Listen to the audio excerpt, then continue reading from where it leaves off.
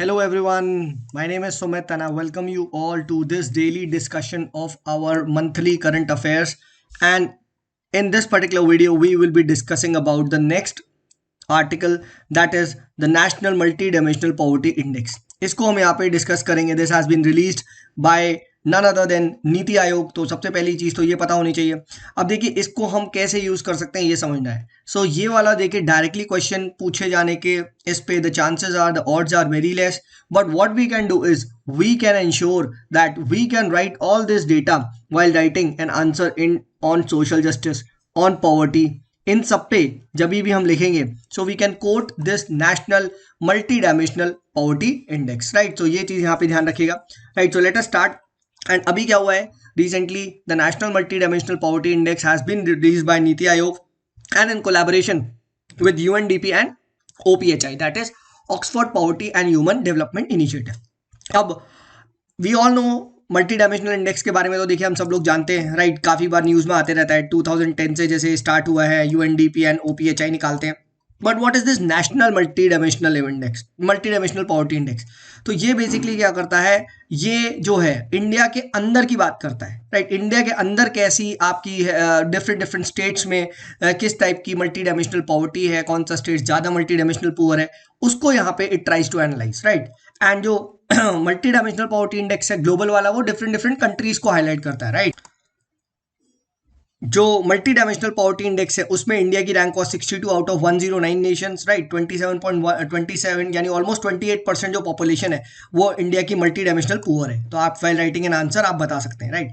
अब अगर हम लोग पॉवर्टी के बारे में बात करें थोड़ा सा, क्योंकि पॉवर्टी पे क्वेश्चन आता है, तो what are the various committees जो स्टैब्लिश हुई है, तो ये आपको पता होना चाहिए। जैसे first time Dadabhai Naoroji in 901 he published that famous book poverty and un British rule in India. तो यहाँ पे कुछ बात कही थी उन्होंने पॉवर्टी की, that British rule was chiefly responsible for the poverty in India, right. Similarly we had then national planning committee, ये 1938 में स्टैब्लिश हुई। बॉम्बे प्लान आया 1944 में, राइट। सिमिलरली प्लानिंग कमीशन बना, राइट। देन उसके बाद अलग कमेटी आई 1979 में जिसने न्यूट्रिशनल रिक्वायरमेंट की बात करी, that how can nutritional requirement become a criteria to जज हु इज पुअर और नॉट, राइट। सिमिलरली देन उसके बाद एक लकड़ा वाला कमेटी आई जिन्होंने स्टेट स्पेसिफिक पॉवर्टी लाइंस के बारे में बात करी। Then the famous Tendulkar committee came in 2009, right, जिन्होंने आपके यूनिफॉर्म पॉवर्टी लाइन के बारे में बात करी।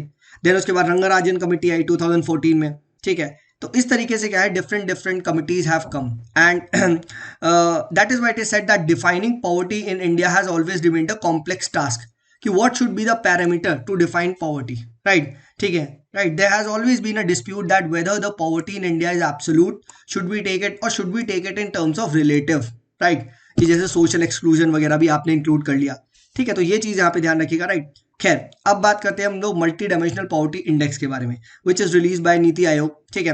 एंड देखिए ये ऑलमोस्ट सेम है, ठीक है, जो मल्टी डायमेंशनल पॉवर्टी इंडेक्स है ग्लोबल वाला पैरामीटर्स टाइम में, बस दो एडिशनल इंडिकेटर्स ऐड हो गए, that is antenatal care add हुआ है एंड बैंक अकाउंट, ये दो ऐड हुए हैं।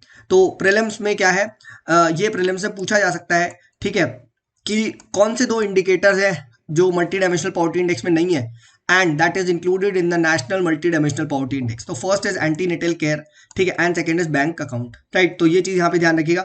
तो यहाँ देख सकते हैं बैंक अकाउंट ये ऐड हुआ है, ठीक है, बैंक अकाउंट ऐड हुआ है एंड हेल्थ में एंटीनेटल केयर ऐड हुआ है, राइट। तो ये आपको यहाँ पे पता होना चाहिए, ठीक है। And just give this a read, ये बाकी सारे वही पैरामीटर है जो आपके मल्टी डायमेंशनल पॉवर्टी इंडेक्स में ऐड होते हैं, ठीक है, बस 2 एक्स्ट्रा ऐड हो चुके हैं। तो ये प्रीलिम पर्सपेक्टिव से आपको पता होना चाहिए, ठीक है। हेल्थ में कौन कौन से आते हैं, ठीक है, एजुकेशन में कौन कौन से आते हैं, स्टैंडर्ड ऑफ लिविंग में कौन कौन से आते हैं, ठीक है। तो ये हम लोगों ने यहाँ पे बात कर लिया, राइट। देन उसके बाद अगर हम लोग बात करें कि what are the key findings, तो key findings are not very good, something to be proud of, and there are lot of high poverty states like Bihar वगैरह में अगर आप देखोगे 51.91% यानी 52% of the population is multi dimensionally poor, यानी हर दूसरा बंदा वहां क्या है, मल्टी डायमेंशनल पुअर के इस पैरामीटर में वो ही is considered as a poor person, right. तो ये चीज यहाँ पे ध्यान रखना, राइट। तो ये वाइल राइटिंग एन आंसर आप इसको कोट कर सकते हो, ठीक है। एंड देन उसके बाद हम लोग बात करें, अगर हम लोग और उसके में बात करें, खैर what are the benefits of national MPI, ठीक है। तो इससे आप बात कर सकते हो that this will help in evidence led policy making, right. It will enable a very deep analysis of what is you can say wrong with the states, right. Relative performance भी हम लोग एनालाइज कर पाएंगे, फिर इसके बाद अगर हम लोग बात करें तो it will strengthen the federal structure of India, right. जैसे इसमें we will be having a greater involvement of district administration and effective implementation of schemes होंगे, राइट। क्योंकि one of the reason why poverty exist in India is because of the poor implementation of the schemes, right. So अच्छा data मिलेगा, right. It will empower the policy makers and the local officials, it will enhance India's capability to reduce poverty, right. Sustainable development goals को हम और अच्छे से we will be able to achieve them, right। it will serve as a public policy tool for informed public dialogue, ठीक है। तो ये सभी चीज हम यहाँ पे we can write about them। Then थोड़े बहुत you should be also knowing about the measures which have been taken to reduce poverty in India। For example, in terms of housing measures, what have been the measures taken? जैसे प्रधानमंत्री आवास योजना आई है, प्रधानमंत्री Awas Yojana both urban and ग्रामीण आई है। Similarly you can talk about the employment measures में जैसे MG NREGA आई है, right. There have been self help group formation, skill development efforts, right. Education में you can talk about the right to education जो आया था हमारे देश में, right, which was declared as a fundamental right. Then Samagra Shiksha Abhiyan, right. And time to time education के regarding बहुत सारी स्कीम्स भी आती रहती है। You can in terms of health you can talk about the Ayushman Bharat, right, PMJ, right. Then उसके बाद आप यहाँ पे जो electricity, bank account, cooking fuels में आप लोग सौभाग्य स्कीम, राइट, जनधन योजना, पीएम उज्ज्वला योजना, इन सब के बारे में बात कर सकते हैं। सिमिलरली ड्रिंकिंग वाटर सैनिटेशन में you can talk about the जल जीवन मिशन, स्वच्छ भारत अभियान।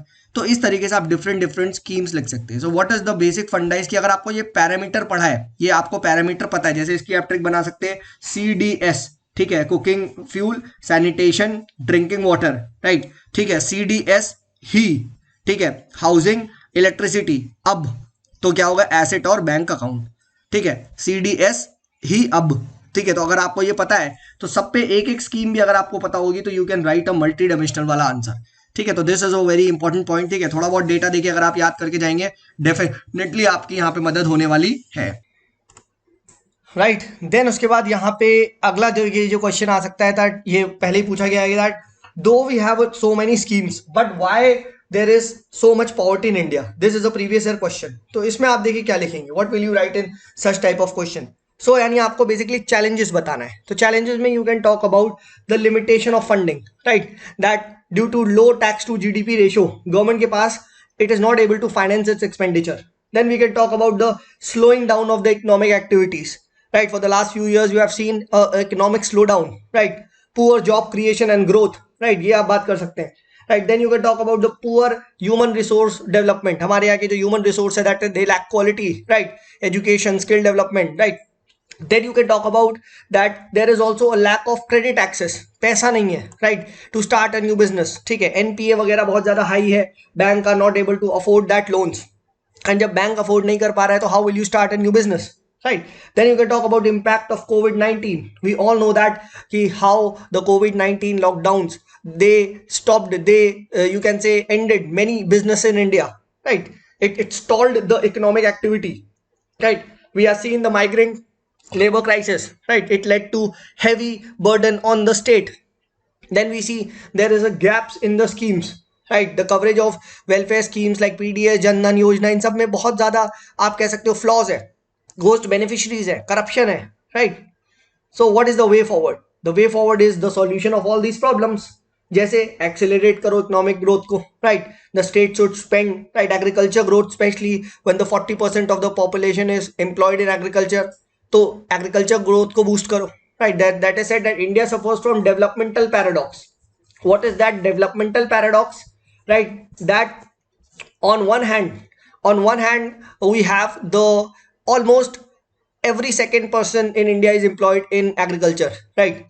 And on second hand we have, on the other hand, sorry, we have such a poor agriculture growth, यानी इतने सारे लोग मिलके भी नहीं कर पा रहे, right? Then you can talk about accelerating the human resource development through quality education, skill development, infrastructure development करना चाहिए, right?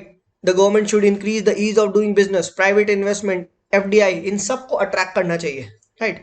Then you can talk about the other steps like we should increase the capacity of development of the government officials, right? So that good governance can happen, right? And जब good governance होगी, effectively schemes implement होगी, तो what will happen, right? You can say poverty will be removed, obvious सी बात है, ठीक है।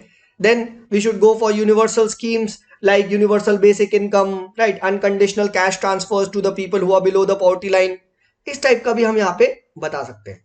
ठीक है, तो ये चीज याद रखिएगा, पॉवर्टी से रिगार्डिंग कुछ भी आए तो आपको इसी डायमेंशन में सोचना है। So best way to think is कि ये सारे इंडिकेटर अगर पता है आपको, right, if you have learned this indicator, ठीक है, तो आपके लिए बहुत आसान आएगा। जैसे इसकी ट्रिक बना लो, can, that is child and adolescence mortality, ठीक है, एंटीनेटल केयर और न्यूट्रिशन।